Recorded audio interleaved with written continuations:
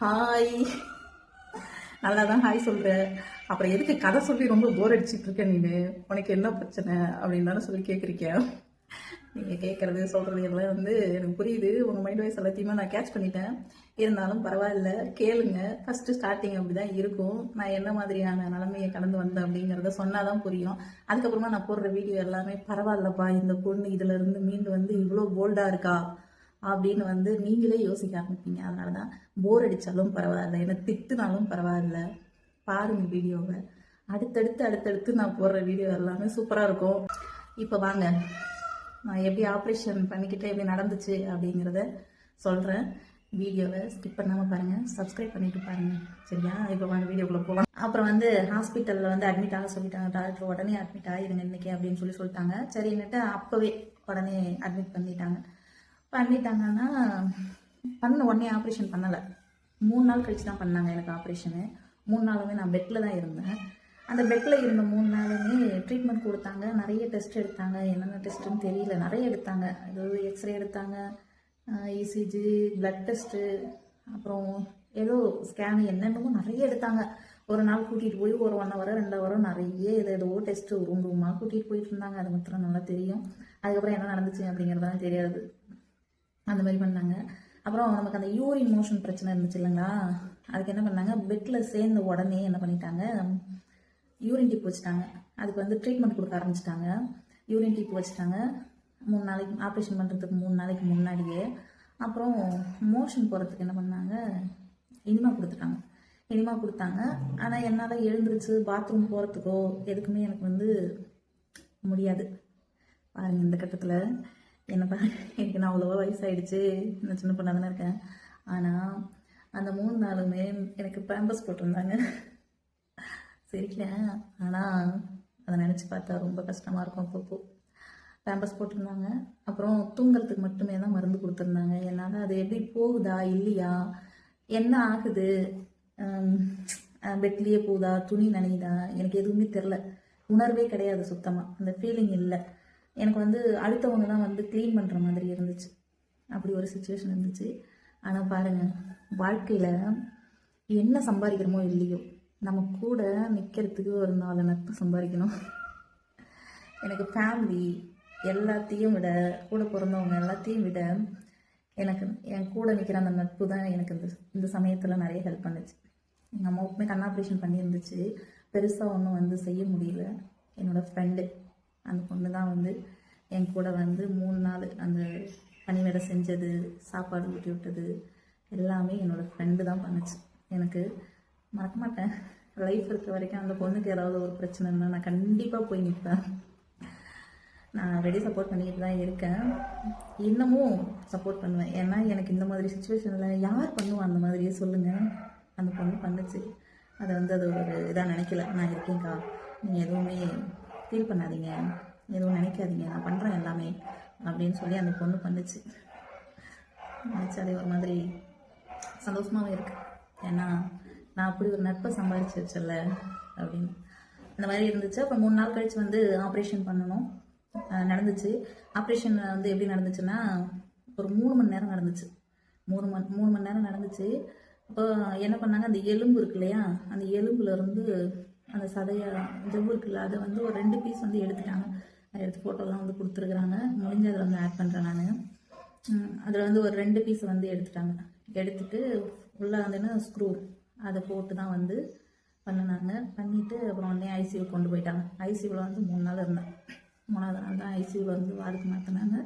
அந்த 3 நாளுமே உடனே எழுந்திரிக்கலாம், மறுநாளே நடக்கலாம் அப்படின்னு சொல்லி சொன்னாங்க. ஆனால் என்னால் எழுந்திரிக்க முடியல. என்ன முன்னாடியே ரொம்ப அன்கண்டிஷனாக போனதுனால என்னால் அன்றைக்கி ஃபுல்லாக எழுந்திரிக்க முடியல. மறுநாளுமே எழுந்திரிக்க முடியல, பரண்டு படுக்கல, அப்படியே படுத்துட்டேன். அதுக்கப்புறமா டாக்டர் நர்ஸ் எல்லாம் பார்த்துட்டு பரட்டி விட்டு அப்புறமா சரி ஓகே, இதுக்கு மேலே படுத்துக்கக்கூடாது அப்படின்னு சொல்லி அப்புறம் நர்ஸு எல்லாரோட சப்போர்ட்லேயும் எழுந்திரிச்சு நிற்க வச்சு அதுக்கப்புறமா அப்படி நடக்க வச்சு எல்லாம் பண்ணினாங்க. 3 நாள் கழிச்சு தான் யூரின் டிப் எல்லாம் ரிமூவ் பண்ணிவிட்டு வார்டுக்கு மாற்றினாங்க. வார்டுக்கு மாற்றி மறுபடியும் 3 நாள் இருந்தேன். அந்த ஹாஸ்பிட்டலில் அட்மிட் ஆகிட்டு மொத்தமாக 8 நாள் இருந்திருக்கேன். அந்த 8 நாளுமே ட்ரிப்ஸ் போச்சு எனக்கு. நார்மலாகவே என் உடம்புக்கு ட்ரிப்ஸ் ஏற்றினாலே ஒரு பாட்டில் ஏற்றினாலே உடம்பு ஊதிடும். எனக்கு 8 நாளாக ட்ரிப்ஸ் ஏறிக்கிட்டு இருக்கு, மெடிசனே சாப்பிட்டுட்டு இருக்கேன். அப்போ என்ன ஆயிடுச்சுன்னா எனக்கு உடம்புலாம் வந்து செம்மையாக ஊதிடுச்சு. எனக்கே என்னை பார்க்கறதுக்கு பயமாக இருந்துச்சு, அப்படி ஊதிடுச்சு. அப்புறம் அப்படியே ட்ரீட்மெண்ட்லாம் நல்லா கொடுத்தாங்க, அதெல்லாம் எந்த குறையும் சொல்ல முடியாது, நல்லா பார்த்துக்கிட்டாங்க. அப்புறம் இப்போ ஸ்டிச்சஸ் வந்து ஓப்பன் இப்போ பண்ணக்கூடாது அப்படின்ட்டாங்க. அப்புறம் அதோட வீட்டுக்கு போயிட்டு 14 நாள் கழித்து வந்து பிரித்து போங்க அப்படின்னு சொன்னாங்க. சரி நம்ம போயிட்டேன். அந்த ஆப்ரேஷன் பண்ணுனா குளிக்கக்கூடாதாம்மா. எனக்கு தெரியாது ஃபஸ்ட்டில். எனக்கு குளிக்காமல் இருந்தால் பைத்தியம் பிடிச்சிரும். அதுலேயும் இல்லாமல் ஆப்ரேஷன் பண்ணிவிட்டு அதுக்கு முன்னாடியுமே குளிக்கல, அதுக்கப்புறமும் குளிக்கல. மொத்தமாக ஒரு 27 நாள் நான் குளிக்காமல் இருந்தேன். பார்த்துக்கோங்க நான் எவ்வளோ கஷ்டத்தை அனுபவிச்சு வந்திருக்கேன்னு. 27 நாள் நான் குளிக்கல. ஸ்விட்சஸ் ஓப்பன் பண்ணிவிட்டு குளின்னு சொன்னாங்க. டிஷ்யூ வச்சு தொடச்சிக்கோங்க அப்படின்லாம் சொன்னாங்க. அந்த மாதிரி தொடச்சி தான் விடுவாங்க, மற்றபடி எதுவும் பண்ண முடியல. சரி குளிக்கலாம் அப்படின்னு நினச்சிட்டு போனாலுமே அந்த வலி அதுக்கப்புறமும் அது என்ன உடனேலாம் சரியாகாது. அந்த நரம்பு வலிங்கிறது அது கொஞ்சம் கொஞ்சமாக தான். அதை வந்து அந்த சதையை எடுத்துட்டு ரிலீஸ் மட்டும்தான் பண்ணி விட்டுருக்காங்க. அந்த அழுத்திக்கிட்டு இருந்த நரம்பை ரிலீஸ் மட்டும்தான் பண்ணி விட்டுருக்காங்க. அப்படிங்கிறப்ப இது உடனே எழுந்திரிச்சு நடக்க முடியுமா, வலி இல்லாமல் இருக்குமான்னு கேட்டால் கண்டிப்பாக இருக்காது. அந்த வலி எப்படி இருந்துச்சோ அதே மாதிரி தான் இருந்துச்சு. ஆனால் எழுந்திரிச்சு நிற்க முடிஞ்சிச்சு, நடக்க முடிஞ்சிச்சு, உட்காந்து சாப்பிட்டேன், என்னால் உட்கார முடிஞ்சிச்சு. நான் இந்த மாதிரி ஆப்ரேஷனுக்கு முன்னாடி என்னால் இந்த மாதிரி உட்கார முடியுமா அப்படின்னு கேட்டால் என்னால் உட்கார முடியாது. உட்காந்து என்னால் சாப்பிட முடியாது, தண்ணி குடிக்க முடியாது, டீ குடிக்க முடியாது, அந்த மாதிரி இருந்தேன். ஆப்ரேஷனுக்கு அப்புறம் 3வது நாள் நான் இப்படி உட்காந்துருந்தேன், உட்காந்து சாப்பிட்டேன். எத்தனை நாள் கழிச்சு 19 நாள் கழித்து நான் உட்காந்து சாப்பிட்டேன். இந்த மாதிரி ஆப்ரேஷன் பண்ணியிருக்காங்க, இந்த மாதிரி பிரச்சனையில் இருக்காங்க அப்படின்னா அவங்க வந்து ஒரு குழந்தை மாதிரி தான். எப்படி வீட்டில் ஒரு 1 வயசு 2 வயசு குழந்தை எப்படி இருக்குதோ அந்த மாதிரி தான் இந்த பிரச்சனையில் இருக்கிறவங்க. எல்லா பணிவிடையும் செய்யணும், சாப்பாடு முதலாகவும் கொடுக்கணும், அந்த மாதிரியான நிலமை தான் அவங்களுக்கு. அப்படின்னா ஒரு குழந்தை எப்படி பார்த்துக்கிறீங்களா அதே மாதிரி இந்த பிரச்சனை இருக்கிறவங்க பார்த்துக்குங்க. வலி இல்லாமல் வலிக்குதுன்னு சொல்ல மாட்டாங்க. கண்டிப்பாக இந்த வலி வந்து பொறுக்க முடியாது, அவ்வளவு வலிக்கும், வேலை செய்ய முடியாது, போய் படுத்துக்குவாங்க, இது எல்லாமே நடக்கும். அப்போ வந்து வீட்டில் இருக்கிறவங்க என்ன இது இப்போ இப்படியே சொல்லிட்டு இருக்கு, இப்படியே போய் படுத்துக்குது அப்படின்னு நினைக்காதீங்க. அது அவ்வளோ வலி கொடுக்கும், அதை அனுபவிக்கிறவங்களுக்கு மட்டும்தான் தெரியும். இது வந்து வெளியில் காயம் தெரிஞ்சிச்சு அப்படின்னா வாயை திறக்க மாட்டாங்க வீட்டில் இருக்கிறவங்களோ இல்லை சுற்றி இருக்கிறவங்களோ. இது வெளி காயமே கிடையாது, இது உள்ளுக்குள்ளே இருந்து நம்மளை அந்த பாடுபடுத்துது.